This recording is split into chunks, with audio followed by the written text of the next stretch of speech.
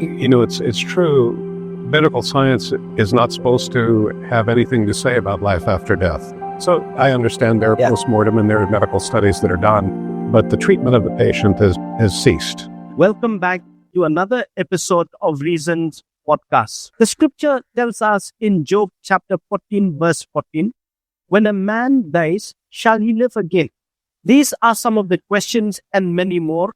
And today we are going to look at some of the responses, both from science, theology, and also from the scripture. To do so, and to help us get some of these answers, we have with us Dr. Joseph Bergeron. And he's an MD who specializes in physical medicine and rehabilitation. And he also has extensive experience and research on musculoskeletal injury, which actually gives him experience to even investigate the cause of death of Jesus. And he is also the author of the book, The Crucifixion of Christ, a medical doctor examines the cause and the death of Jesus Christ. Welcome, sir, to our podcast. Good to be with you. So the first question I would like to ask you is, how common are near-death experiences? And I would say they're more common than what people would actually think. In some survey studies, it could be up to 4% of the population prevalence in the population of 4% that have experienced a near-death experience. Near-death meaning they have died clinically and have come back to life. I myself have known 8 people that have had that kind of experience. And so if I've encountered that many, it must be more common than what we would think, because something we might think it's very rare. I don't think it's as rare as what we think. And as you mentioned previously, the thing that we are most concerned about in life is death, and we're consumed by the fear of death and what happens after the death. So these are compelling questions.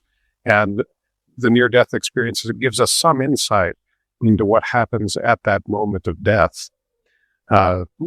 So I have known a number of people, as I said, to the point that now if I encounter a patient that I know has been very close to death, I ask them, because sometimes people they'll feel awkward about disclosing that sort of thing, or will people believe me or think that I'm crazy or something like that.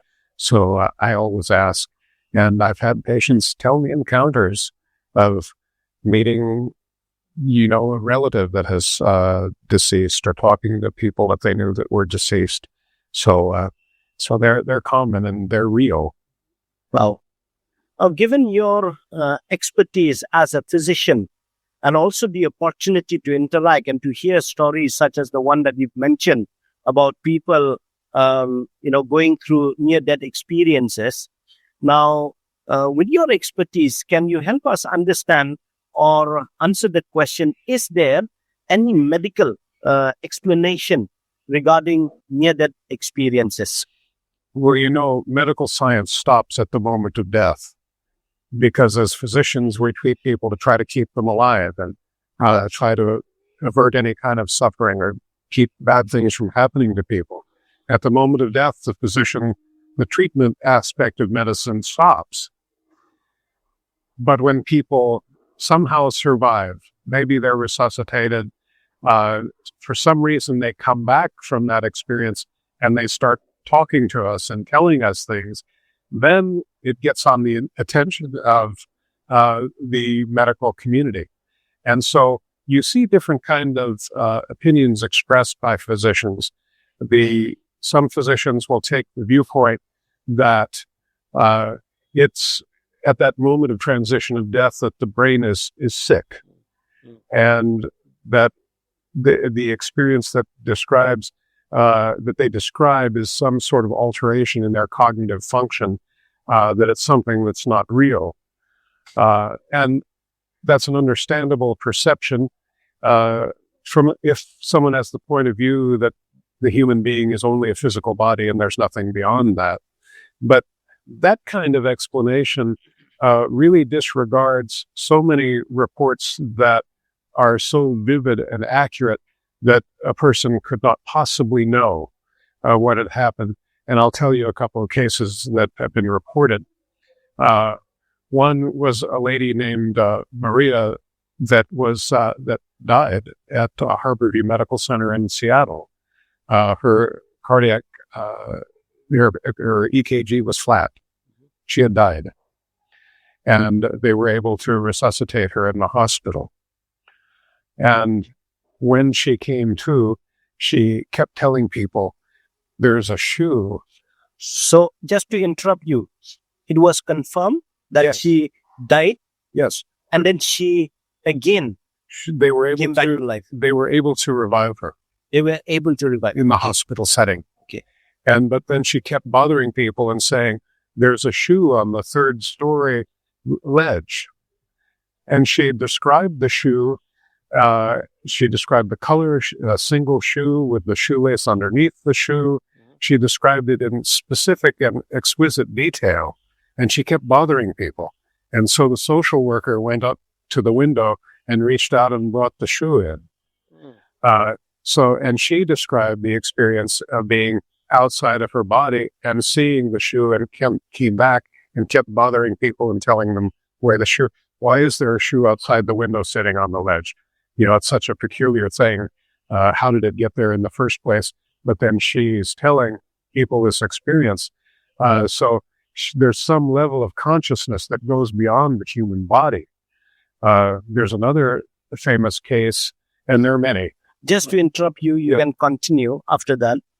Are you saying that she had out of the body experience? She had an where out-of-body experience. she could see the things around her Yes. that perhaps her body, in her body, she would not be able, if that makes sense. She was dead, and she was, in a treatment room being resuscitated. She could not possibly know that there was a shoe on the third story ledge outside the window, told precisely where it was. And so kept bothering people to the point the social worker went up and retrieved the shoe. Wow. So if that kind of a description can't be explained by the sick brain hypothesis, there was some sort of consciousness that she had an out-of-body experience and saw the shoe on the ledge. There's another one that's famous. There are many, but these are a couple that are famous. There was one that was reported in 2001 in The Lancet, a very prestigious scientific journal by a Dutch cardiologist named Tim van Lommel, of a fellow that had died. And same kind of story. They took out his dentures, and they're resuscitating him, and he's dead. So he comes back to life, and he's in a coma for 1 week. And then he notices the nurses looking for his dentures when he comes back. And he points to one. He says, "That nurse knows where it is." Because while the resuscitation, he saw the nurse take his dentures and put it in a drawer underneath a cart.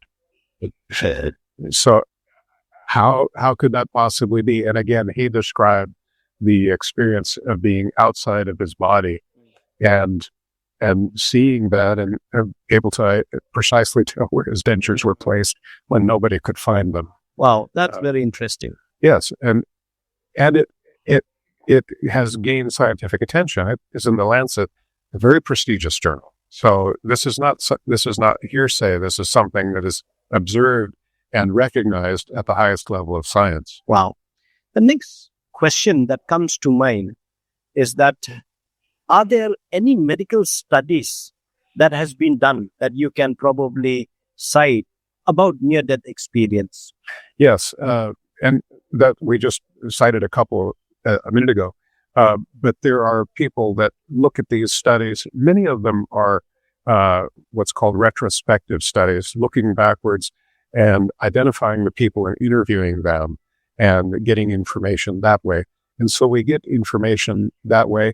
And the same Dutch researcher, Dr. Van Lommel, described approximately 20% of people that go through a cardiac resuscitation event will have a near-death experience. Some of them don't, but memory can be impaired when people go through that type of experience. In his study, um, I want to say, if I say it correctly, approximately 25% of people describe a out-of-body experience. About 29% of people describe being in another place, going into another dimension, you know. So some near-death experiences people will describe going to heaven. There are also negative near-death experiences that are probably underreported and underrecognized. And this is one peculiarity and something that we should point to in near-death studies, is that they're not all positive. So sometimes in popular literature, we read these things and we get the mistaken notion that all near-death experiences are positive and people, see their relatives and go to a nice place and all those kind of things. They're not all that way, but many of them are, thankfully. So those are studies. Then there are what's called prospective studies, meaning they identify the patient and follow them going forward. Okay. And those are very interesting because it describes a life change that these people experience, that they become more sensitive. They become more willing to forgive people. They're concerned about loving people. They're concerned about doing good for other people. So it creates a different kind of perspective and lifelong change in these people, even followed up in serial studies over a process of years. So it creates a lifelong change in their personality and in their ethics and priorities. So there's a very interesting study of people that have near-death experiences who are also born blind. They've never seen anything. Okay. And when they have when they have the out-of-body experience, they see. Mm-hmm. And so they're able to describe things. They may not know the name of the color green, but they can tell differences of shades. They'll describe things in vivid detail. So here again, it's empiric evidence of a level of consciousness that is beyond the physical body. And the people who have never seen actually see during near-death experiences. So that's a very telling thing. How do you explain that? You can't explain that as a sick brain phenomena. It is something beyond the physical body that exists, and consciousness exists. And really, people that describe those type of experiences describe heightened clarity, heightened sensitivity. Everything is more vibrant to them, and they're more alert. Even when their cardiac electrical signal is flat, even when their brain waves are flat, they will still have these descriptions. Very interesting. You have taken us through some of these cases that have been documented scientifically about the near-death experiences that people have had. Both, and it's interesting that you have also mentioned about people who were born blind and yet they have cited accurately about things that they have seen. They see in their out of their body experiences. Yes. Now, given that as the context, if you can help us answer, now there are these reports of near-death experience. Now, what does the near-death experience tell us about the question of life after death? I think it gives us very compelling evidence that the human being is not just a physical body. And Paul said in 1 Thessalonians chapter 5 that the human is a spirit, soul, and body. And the spirit, God is a spirit. We're created in the image and likeness of God. We as human beings are spiritual beings. We possess a soul, which is, in Greek, the psyche, or the part of mind that is cognitive and maybe emotional, and we possess a body while we're here on the earth. But when we're not here on the earth, when we're absent from the body as Christians, we're present with the Lord, that there is a spiritual body that is encased in our body, that is a consciousness that lives on, that is very real. Now, one thing, what we should not do is overinterpret near-death experiences to give us theological meaning. In scientific inquiry, we have to include all information. We can't cherry pick the things we like and disregard. There are others. There are people that describe near-death experiences in different cultural contexts. A Hindu person might see a Hindu god and say it's not your time and go back. So we see those kind of reports also, and we should not disregard them. And so we have to look at everything in the same context. Do near-death experiences describe spiritual truth to us? That's a different question. And I think they describe a truth that we live beyond the body, that the human being is an everlasting person. But can we base our faith on what people tell us about them? That's a different question. And I think that's an overreach of what we can learn from near-death experiences. That's very interesting. And well, can you tell us about people you have known? Yes. With your expertise and your interaction with people, as you mentioned at the very beginning of this interview, tell us about people you have known who have had near-death experiences. As I said, I always ask people now, because I know they're reluctant to talk about it, so I always ask people. And I'll tell two examples. I had two patients tell me the exact same thing, the exact same story, 25 years apart. One in California, one in Indiana. They couldn't possibly have known each other. They died, they went through a tunnel, and they saw their mother. And they came into a lighted area, and they saw their mother, and then they went back through the tunnel to their body. The exact same story, two people. And when you look at near-death studies, a tunnel experience is really pretty common. In Dr. Van Lummel's work, he describes that as being in 30% of near-death experiences, people will describe a tunnel experience. What is that tunnel experience, if you can help? Because some of our viewers might wonder as to what is that tunnel? Tunnel, how to say it, like a pathway. Okay. That takes them out to a lighted area, where there sea plants and whatever is a beautiful place. And both of those men saw their mother. I don't know why it's their mother, but they saw their mother. And then they went back through the pathway to their body and lived on and told me about it. And what's interesting, because I remember one of the gentlemen, he looked different.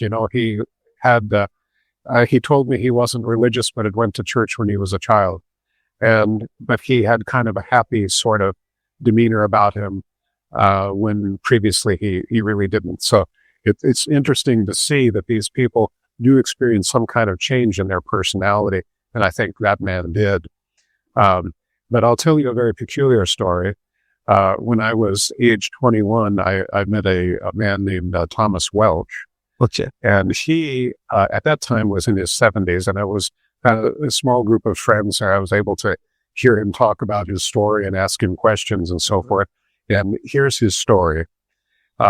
When he was 18, he went to work at a lumber mill in Oregon, in the northwestern part of the United States. And first day on the job, he's on a scaffolding at 55 feet high. Okay. He falls. He hits his head on a post at 30 feet. Then he lands in a pond, and he's underwater for 45 minutes. For 45 minutes? 45 minutes. And he was an atheist. And he had come to work there because two friends of his were working there, and they were Christians. They were trying to talk to him about God, but he wouldn't hear any of it. He had decided he was a Christian. He had a lot of difficulties in his upbringing. His parents died at a young age, that kind of thing. So his life was difficult, and he had taken an atheist viewpoint. So he was underwater for 45 minutes. They had really almost given up searching for him. One fellow kept searching for him. He thought he must be at the bottom of the pond. So he got a hook, and he was able to hook his clothing and pull him up and bring him out onto the dry land. Well, his friends, when they heard the story, they started running. They said, Tom's going to go to hell. He's going to go to hell. We have to pray for him. So they get there, and they pray for him, and he revives. And And then he's taken to the hospital and he's in the ICU. He was not expected to live. The interesting thing is there was no water in his lungs. So he died before he hit the water. That's his part of the story, the earth side of the story. His part of the story is that he was standing by the lake of fire. And we see the lake of fire referred to in Revelation chapter 21. And he was looking at the lake, and he could see these waves in the flames. And he said it was like a magnet. It was like pulling him. He wasn't in the lake, but it was like pulling him to the flames. He saw a friend that had died previously. He saw an uncle that had died previously. They were all in such despair, they didn't speak to each other. And he was like in a state of confusion about what's going on here, and in distress, and the utter sensation of hopelessness in that context. So he said, he thought, he saw a figure walking across the lake of fire. And when he came into view, he saw that it was Jesus Christ. And he said, if he just looks at me, I'll be okay. So he sees Jesus walking, doesn't look at him. He's walking past, and then just when he's going to go out of sight, he turns and looks, and that's the moment he comes back to life with his friends praying for him. The unusual thing about Thomas Welch's story is that he was dead for such a long time. How much time was it? 45 minutes. Nobody can be dead for 45 minutes and live. And all the previous cases that you've cited, what was the time between the time of their death and their resuscitation? The typical near-death experience is a very fleeting experience. It can only be a few seconds to a few minutes, because the effect of decreased circulation to the brain will cause what's called an anoxic encephalopathy. The brain will no longer function. And the biochemical reactions and degradation and inflammation that occurs after death occurs very rapidly. And so even if you take someone that's been dead for, 10 minutes and you restore their vital signs and everything else, they can never regain full consciousness. That takes a miraculous amount. And why Thomas Welch's story is an outlier among near-death experiences is because his death was so long, and it was witnessed by everyone there. 75 employees were there searching, saw what happened, and most of them gave up. One fellow kept searching until he was able to grab onto his clothing and pull him from the bottom of the pond. So he was in the hospital, and he prayed and said, God, I'll serve you, but I can't serve you in the hospital. And God healed him. And he got up and left the hospital.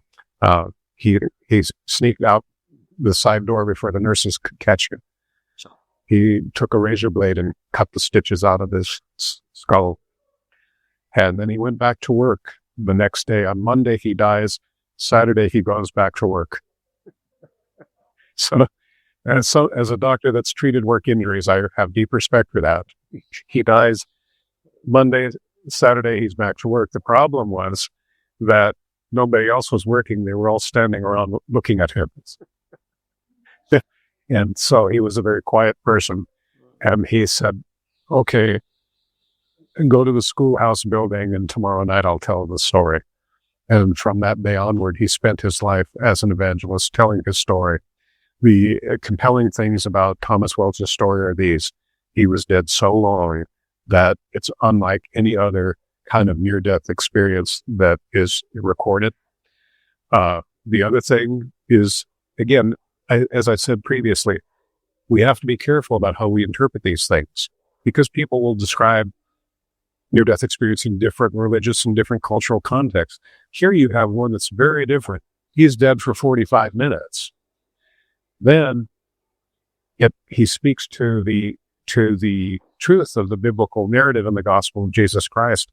It was eye to eye with Jesus Christ that brought him back to life, and something that changed his life forever.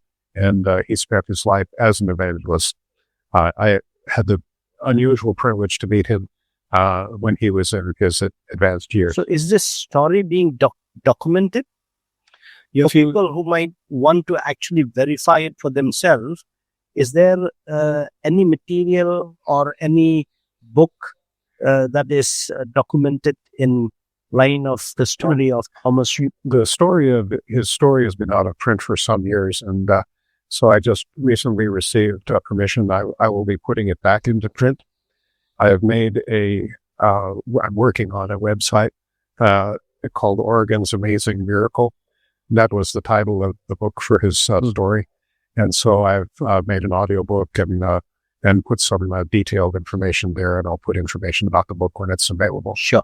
What would you say for us or for any of our viewers who would like to investigate, these stories and check it with a worldview that is available? It's true. Medical science is not supposed to have anything to say about life after death. Yeah. It's only when because it's beyond its perspective. It's beyond its expertise. We can't treat the patient anymore. So I understand there are postmortem and there are medical studies that are done, but the treatment of the patient has ceased when they die.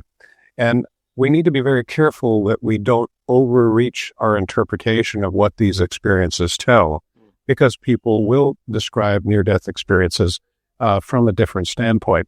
There is a great deal of literature, because, of course, it gets everyone's attention when people describe near-death experiences, and there's very credible scientific information. We discussed some of that. A lot of them are retrospective studies looking at what people tell us from their memory. So some people will say, well, maybe their memory has changed over time, or maybe it's changed in some way. And then there are prospective studies where people follow these people and look at their life change. And I think that's a very telling thing that I think even I have seen in patients that I've encountered. So we can look at things medically. We should not overinterpret what they say. We should not look, in my view, at near-death experiences as something to base our faith on. It's not something that we should look to tell us, what happens in the eternity after physical life ends. So we need to be very careful. It should not be a point of faith. But what it does is shows us something beyond the physical bodily life, that there is an existence of the human that goes beyond, there's human consciousness, there's the human life that goes beyond the life of the body. And I think that's what it tells us. And we should be very diligent in our study to understand, I think it preoccupies all of us. What happens at the moment of death? How can we know? And so we should all be very diligent in our study that way. And I only mentioned Thomas Welch's life, not to say that people should base their faith on that, but it is empiric evidence that is unusual, because the length of his death is far beyond any literature reports of death. And we talked about some of those at the beginning. The length of his death is very long, and it's unequivocal. He's underwater for 45 minutes. So that's 75 people saw him, 75 people searched for him. It's irrefutable. And his description is a negative one. It's a warning that not all near-death experiences are positive, that he had it were it not for his friends praying for him. At that moment when they pulled his body from the water, he would not have lived on, I think, and would have lived is the remaining of eternity without God. Thank you, Dr. Joseph Bergeron, for some of these insights that you've shared. And I think viewers, something for me and for all of us to reflect is this important point, that there seems to be a connection between life and the extension beyond death, and that there is some kind of an existence beyond that in the form of consciousness. And I think that has stuck with me, Dr. Joseph, and I hope for many of you, you would continue to think through this topic. You'd continue to do some more investigation, And I would like to thank you for staying with us, catching up with us through this episode. And I'm sure that you would have, if you have stayed this far, you would have definitely learned something new from what we've shared, from what we've heard. And until next time, I would request you to kindly check our social media handle given in the description box below. And you can also go to our website, www.rtbapac.in, to check more about such kind of videos and work that we are doing. And until our next episode, once again, thank you and bye-bye.